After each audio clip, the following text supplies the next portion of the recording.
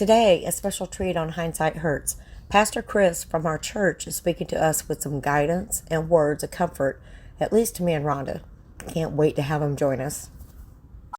And before we start the podcast today, I just want to say if you're suffering with suicidal thoughts or suicidal ideations, to please, please, please don't suffer in silence. Please call or text 988. Those people are there, they're trained, they're ready, they're waiting to hear from you. They can give you advice and listen and offer you any resources that are available in our area or your area, wherever it is you're calling from. They can give you the resources that are available there.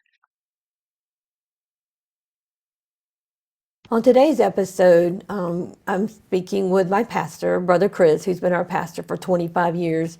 And he's walked through a lot with us over the years. And he's graciously agreed to come on and share some things that he's learned and dealt with over the years of having to deal with families that have lost loved ones, whether it's just by natural causes or necessarily by suicide. And Brother Chris, you had some insights that you wanted to share about how you can help someone who's going through loss, regardless of if it's suicide or just any other loss.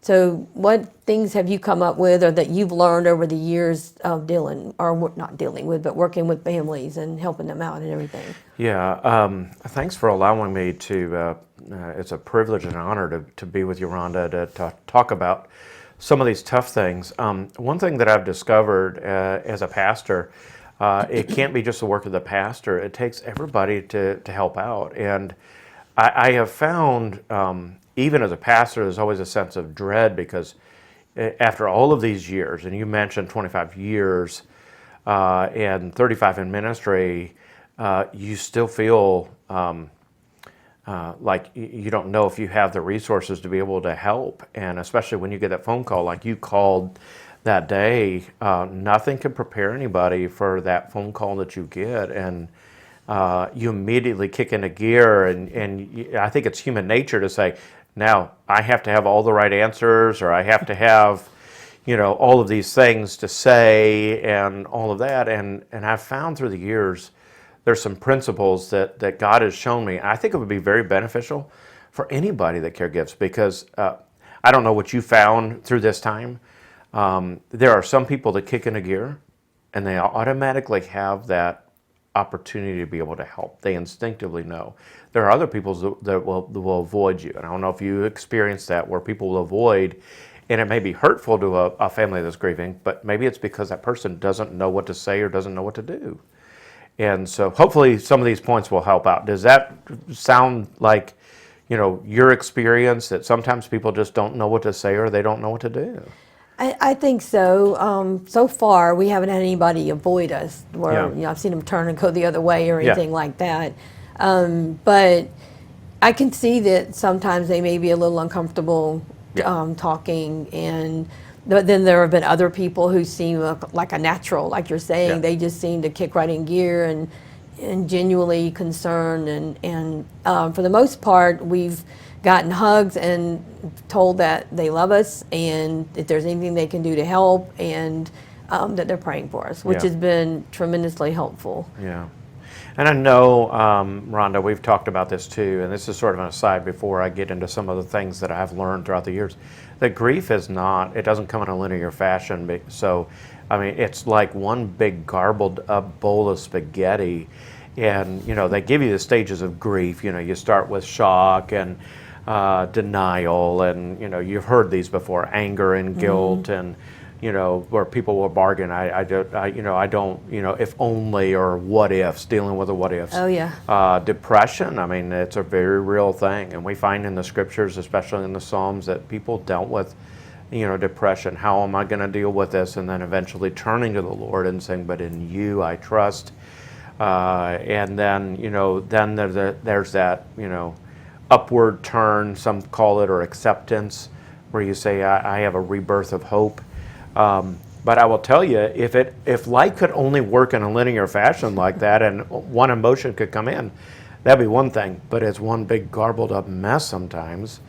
If I could say something to somebody, Hopefully that didn't come, the little cough there didn't come through. But if I could say something to somebody and say, look, you have to give yourself permission to grieve. And which kicks me into this, and maybe we can talk about this, Rhonda, I don't know. One of the things when you first called, I always have a deep sense, even after all these years, of total inadequacy. And you almost have a dread as a caregiver, somebody that comes alongside somebody, you almost have a dread. It's like,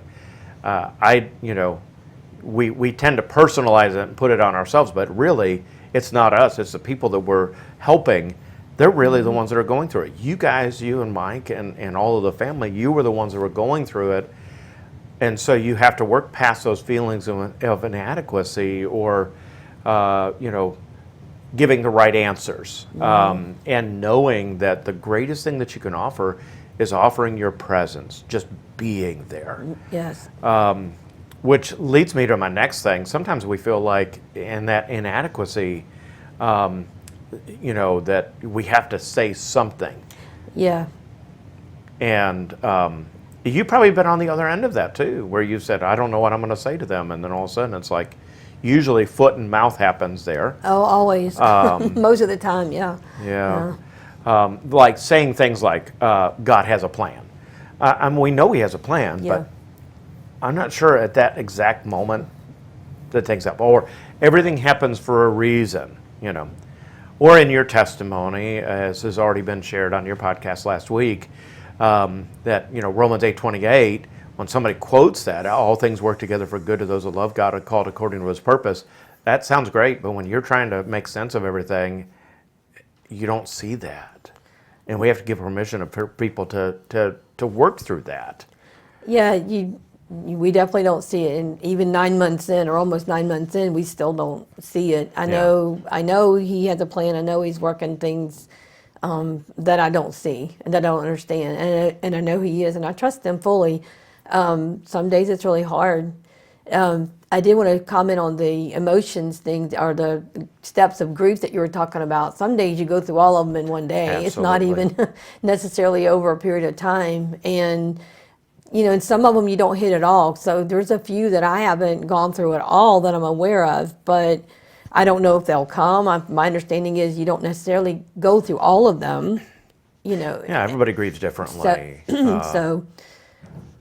But yeah, people, like I said, so far I haven't dealt with. I had one friend that doesn't go to our church. It's someone I knew from work that, kind of made the comment, well, you'll get over it type comment, and they don't mean anything by it. But that's one of the worst things that you could say. Sometimes it's better just to be silent than it is to. Or saying, give some time, and and you'll be able to move past this. Well, I know this probably, you'll never intended to, because the depths of your love for Adam, and I think talking about him and, remembering those memories, and I'm going to bring up that in just a moment, and how, the things that can bring healing.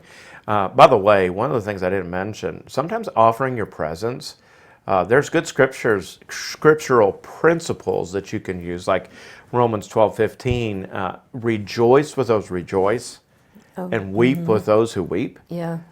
There's something about that, and especially for the children of God, for the family of God, I've often found that's why it's so vitally important for a believer to connect with the church. And for people that aren't believers, as you're seeking for God, find somebody that will give you real, genuine, not answers, but real, genuine stuff that they can hold on to, as opposed to giving pat answers. Yeah. And I'm big on that, but I will tell you this. James 1:19, talking about the cliche phrases and everything, gives us a little bit of instruction as his. And this is a key here, and you know this, and sometimes the counseling that you've done in talking to people, it says, be quick to listen and slow to speak. You've probably heard sometimes that's why we've been given 2 ears and one mouth, so we do twice as much listening as we do speaking. Yeah, and that's definitely true. That didn't even cross my mind, but you're absolutely right. Sometimes, like you said, I think people may be uncomfortable, and they think if they talk or share, or that they need to fill in the silence as it's uncomfortable, that's a way of helping. But yeah, I think I agree that it's better to let the person who's grieving kind of lead the meeting or conversation or whatever. I've had a few people here at church that have asked me how I'm doing, and one of the pamphlets you gave us again also was saying that you can kind of tell if someone really is concerned or if they're just being polite. And I'm trying to learn the difference, and then if I can tell that they really are concerned, it's easier to open up. And I've had a few people that I can tell they really care, and then at the end of the conversation it's Right. a hug or we're praying for you or whatever, but they listened and really listened and not just gave platitudes or just Right. we're being polite. So But on your end, though, too, Rhonda, and I know you've done this as gracious as you guys are, and I think others have, give people permission to not know what to say. Give them permission to sure. not know how to act. And that's okay, because all of us are in the same boat together. Yeah. And we've just got to figure out, how it is we all can do this thing together. And sometimes, a shoulder to cry on is so good, but everybody's at different levels. They don't know. And some people are in avoidance because it's so excruciatingly hard, I'll get it out, for them to know what can they do? I always say, what can I do? And sometimes just being there. I will say this, another point, don't minimize somebody's grief by trying to identify with something always. Like, for instance, I'm sorry you lost your child. I remember when I lost my dog, that it was so hard. No, I'm not sure that that somebody needs to hear that. Or as you said, you'll get over it. There's a good scriptural principle for there, by the way. Psalm 34:18 says, "The Lord is near to the brokenhearted and saves the crushed in spirit." And I have to know that God is near to those that are in so much brokenness.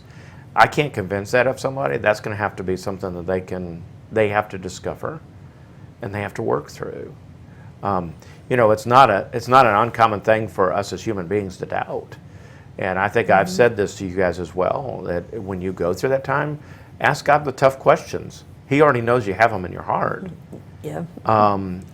And you're joining good company, by the way. Both Mary and Martha, when Lazarus had died, came to Jesus at separate times, and they said, "Lord, if you'd been here, Lazarus wouldn't have died." That's true. Yeah.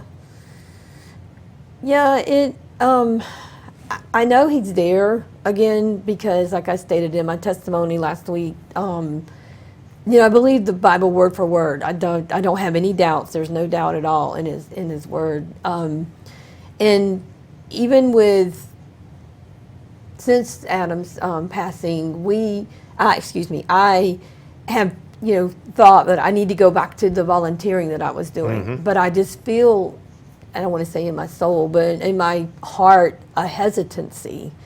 And I'm just trusting that that's God telling me to wait, because there's a couple of other incidents that happened in the past that I was going to do something else and I felt a hesitancy.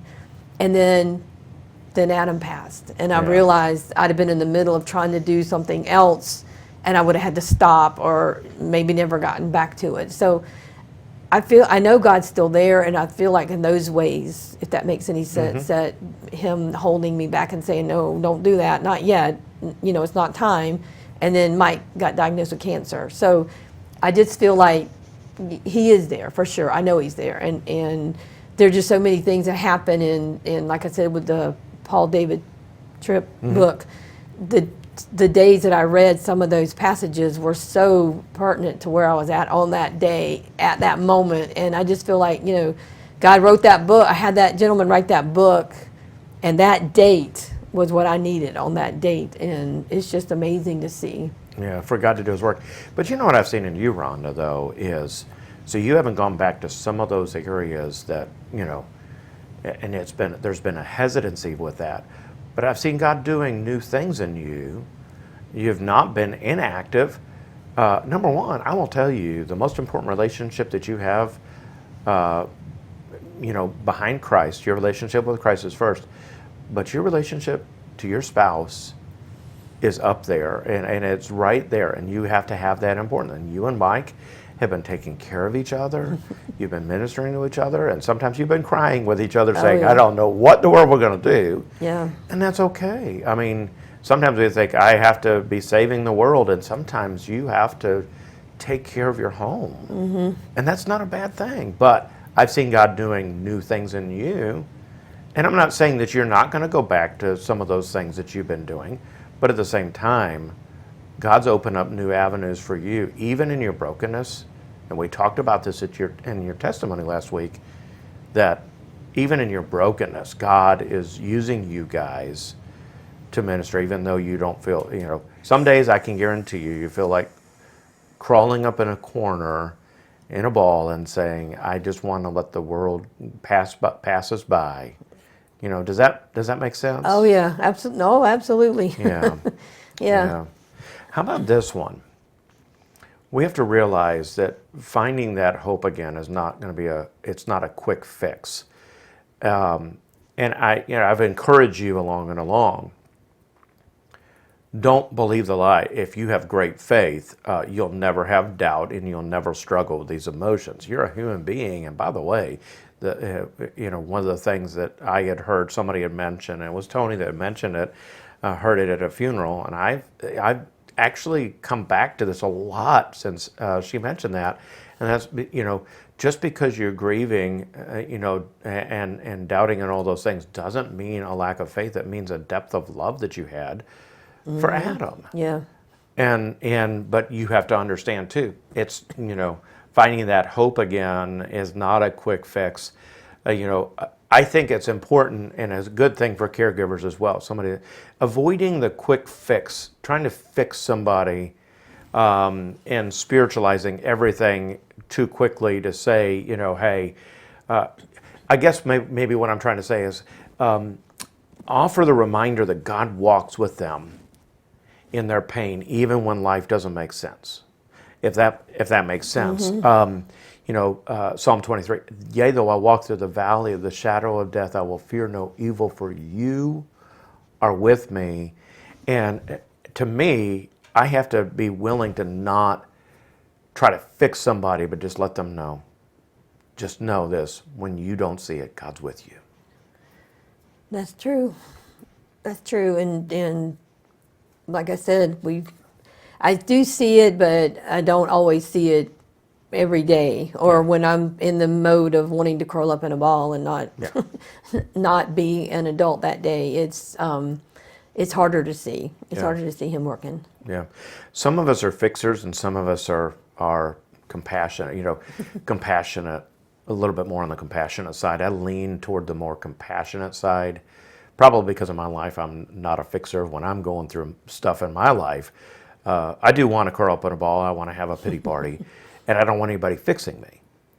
And so think about this. I mean, that's ordinary stuff. That's not the big stuff. Right. And what you've been through. So how can I expect somebody else to say, okay, let's get over this. Let's move on. Okay, it's been a year now. Yeah. By the way, you should be over this, right? You know this. You'll never be over it. And those that have had a loss of a child, that's the worst pain I think that you can feel, and that you can go through. And I can guarantee you, others have told you this. There'll always be a hole. It's Right. intended to be that way. Yeah. But God will increase your faith in it. And like I said, don't stay in the doubt. Now, don't stay in those things. But in time, God will show you new things in your life and in your faith that you'll be stronger for it. But it doesn't mean that you're ever going to get over it until you see Him in glory again. Right. Right? Yeah. And that gives you a hope. Yeah, definitely. I think as well, I think it's important to offer practical help. I know that being in the South, and anybody listens to this, there may be somebody listening to it from somewhere else, but in the South, they call it Southern hospitality for a reason, Yeah. right? Yep. So what can fix anything is a good pan of banana pudding. Oh yeah. Yeah. Or some chicken and rice, even though I think Mike didn't, he's not a fan of No. chicken and rice, but he eats it, but it was good. Everything that was given. Everything was delicious. Yeah. But just bringing some cookies or doing small things. How far did that go with you guys when somebody would do it? Because people like to fix stuff with food, Yeah. and you know me, that's my downfall. But at the same time, somebody will say it's not that big of a deal, but it is to somebody that's grieving. Yeah, it is, and it's a very practical help, because the last thing Mike and I were thinking of is, what are we going to cook for supper today or Yeah. dinner, and by visiting, that there were days that the whole family was there, son, daughter-in-law, and all the grandkids and great grandkids and everything. So it was a tremendously practical help as well. So Yeah. we didn't have to worry about any of that. So and food is comfort. Yeah. I mean, it's more than nourishment. It's very Right. comforting. And Right. like you said, in the South, with a homemade chicken pot pie and the banana pudding, that's Yes. very comforting. So Yeah. it's not even, it's everything. I mean, it's practical, it's comforting, it's loving. Yeah. And I'm not going to share a name because I don't want to embarrass anybody, but I mean, we've had several of the men call or text and say, do you need help prepping for the storm? Do you need Yeah. help cleaning up After from the the storm, storm? Yeah. Do you need help mowing the grass? Do you need help? And one person has already offered to come over and mow and won't take no for an answer. So, there's a lot of offering for practical Yeah. things that that we And it's need hard on can your use. end too, Yeah. because you guys aren't used to people doing No. for you. You're No. always doing for others. You and Mike both. I know that there were several times with Mike that if somebody had a problem with their car, Yeah. he would go and he would just help to fix whatever it is. And he's Yeah. done that for me before. And you guys haven't been on that end, and it's uncomfortable. Is it It is. uncomfortable Yes, for you? it is very uncomfortable. Yeah, but it's It okay is. because you got to allow it to happen. Yes. I will say this to you, out of all those things, because I know food is comfort to me. It shouldn't be. But how about this? I think you said something that's significant. Food is love. Mm-hmm. Or small gestures is love. Yeah. And it goes a long way. Yeah. In a very tangible way. Now, sometimes people can't help tangibly, Well, but at sure, the same time, Galatians 6:2, bear one another's burdens Yep. and so fulfill the law of Christ. Practical ways of just trying to take that weight of grief off, even if just for a small moment, means a lot. Absolutely. How about this? And this you have to know timing on. I don't know how far we are. This is probably going to be a lengthy. You ask a pastor to do this thing, and next thing you know, you have the first hour-long podcast episode. But encouraging people to grieve and hope in the right time and in the right way, and over time, continue to gently remind somebody of the eternal hope that we have in Christ. I think that is vitally important. We stay away from that because you've got to have that, that fine line there. But how can we do this without hope in Christ? I don't see how people do.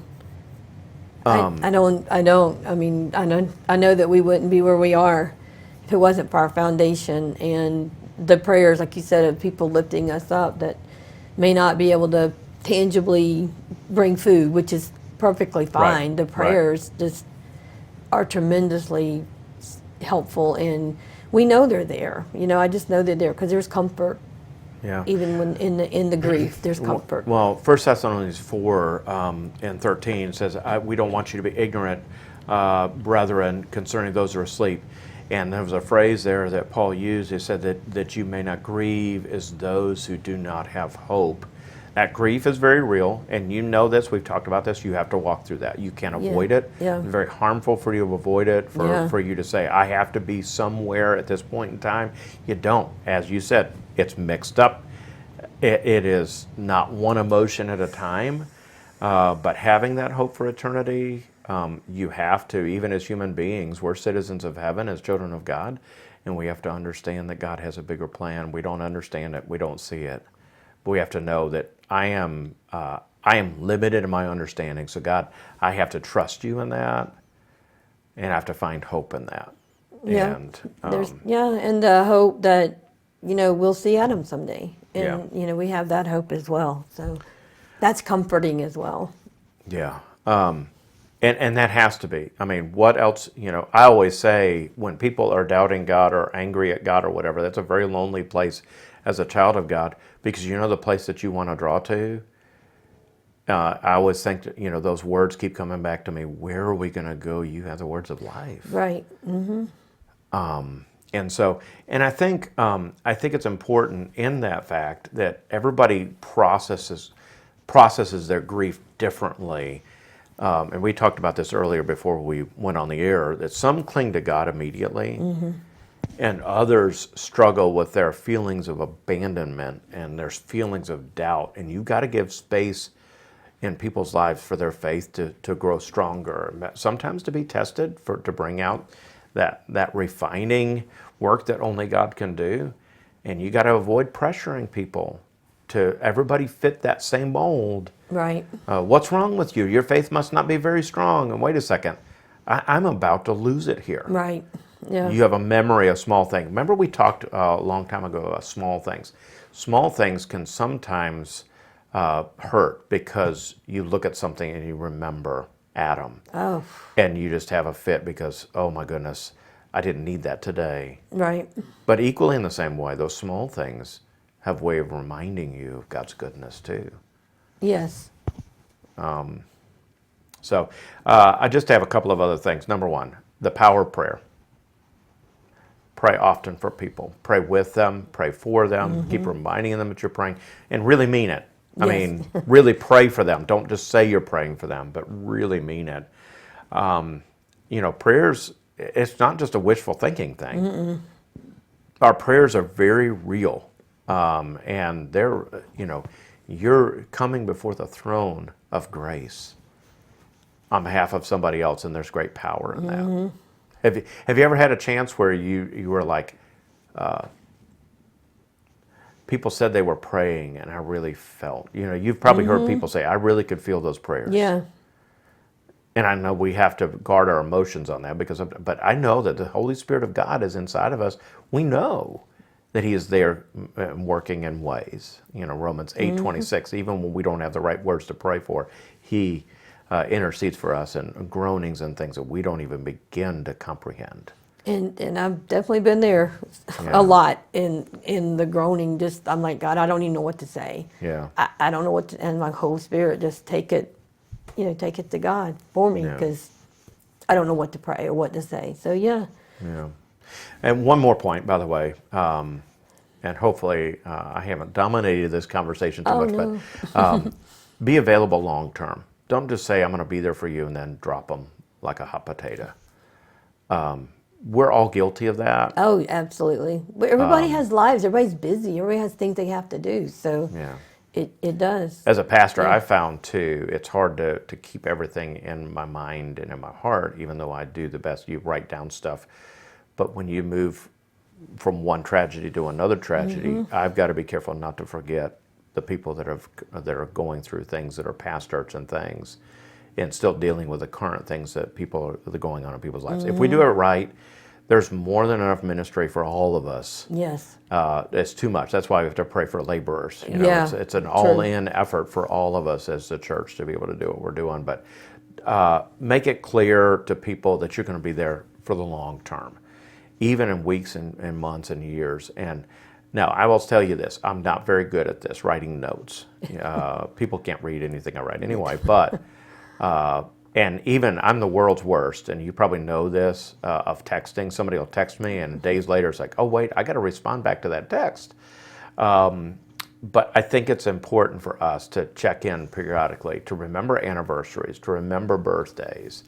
Facebook, I've seen in social media, somebody will say, I'm remembering your child or remembering your loved one on their birthday, and I'm praying for you today, because that's hard when you go to some of those first you mentioned at your testimony. Yeah.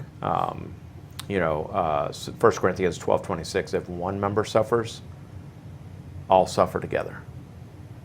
And we have to keep that in mind. So hopefully those things have helped out. I probably could talk forever on a lot of other things, but that's what just came to my mind when we were talking about what practical advice for the whole entire church. How many of us, or people in general, how do you help? That's not a comprehensive list, but maybe it's a beginning for us. Yeah. Yeah, I think so. Because like you said at the beginning, a lot of people are uncomfortable and they don't know what to say. And I can remember being that way in the few families here that have lost children. I can remember thinking, oh my goodness, what would I say? Or I wouldn't even know how to think or how to act or what to do. I can remember thinking that way. And I think a lot of times too, we think that if we mention the person's name that passed, that it's going to cause the person to hurt. But one of the booklets that you gave us stated, it doesn't upset me. It makes me know that you're thinking about them. Right? Absolutely. So yeah. that's another little tidbit that maybe would help, was Yeah. that, it's okay to mention the person's name if you know it. And, because then it makes me know that you remember Adam. So. And it lets you know that you share in their grief. It's just not an impersonal, I'm just here doing my job here. Right, yeah. I see you, so I better say hello, and Yeah, I'm praying for you. yeah. Yeah.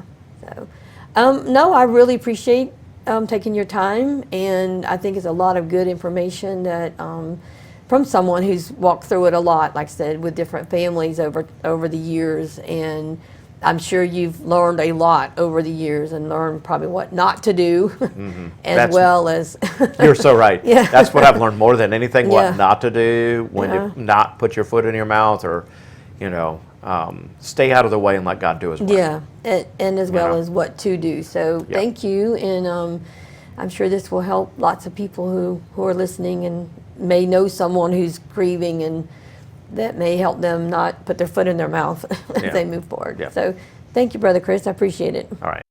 And before Jody comes and closes us out, once again, I just want to say, if you're having suicidal thoughts or suicidal ideations, to please call or text 988.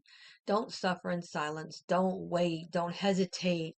Don't let the stigma of suicide keep you from talking to someone and expressing how you feel and getting the help that you need. They have resources, they have advice, and from what I understand, they know how to listen and talk to you and walk through this with you. Thank you. Thank you, Pastor, for sharing with us. The things that stood out to me as the aunt of Adam and sister of Rhonda, some of the scripture shared with us by Pastor Chris, was weep with those who weep. That is unspoken too often. Sometimes there is comfort with others who know what you may be going through, even if no words are said or guidance is tried to be given. Just an embrace. Also, quick to listen and slow to speak. That's how I especially feel.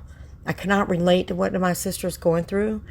I know she is grieving and I love her, but I definitely don't have words to express. I'm not going through the same as she. I just cannot compare or express or in any way understand what exactly she is going through. I just want to be here for her and want to be there for anyone else out there that may be going through the same thing and just need to be heard. That is our hope for everyone listening. You don't have to share or comment or feel like you're being intruded. If you just want to email us or make a comment that you too are struggling with such a loss, and let us pray for you.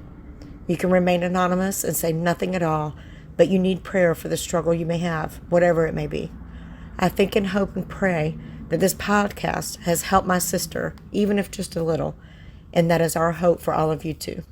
Please contact us with anything you would like to share at hindsighthurts@mail.com. Reach out on our Facebook page, Instagram, or Spotify. Again, thank you so much, Pastor Chris, for sharing with us and giving Rhonda the platform last week for her testimony. Tune in next Tuesday. Thank y'all.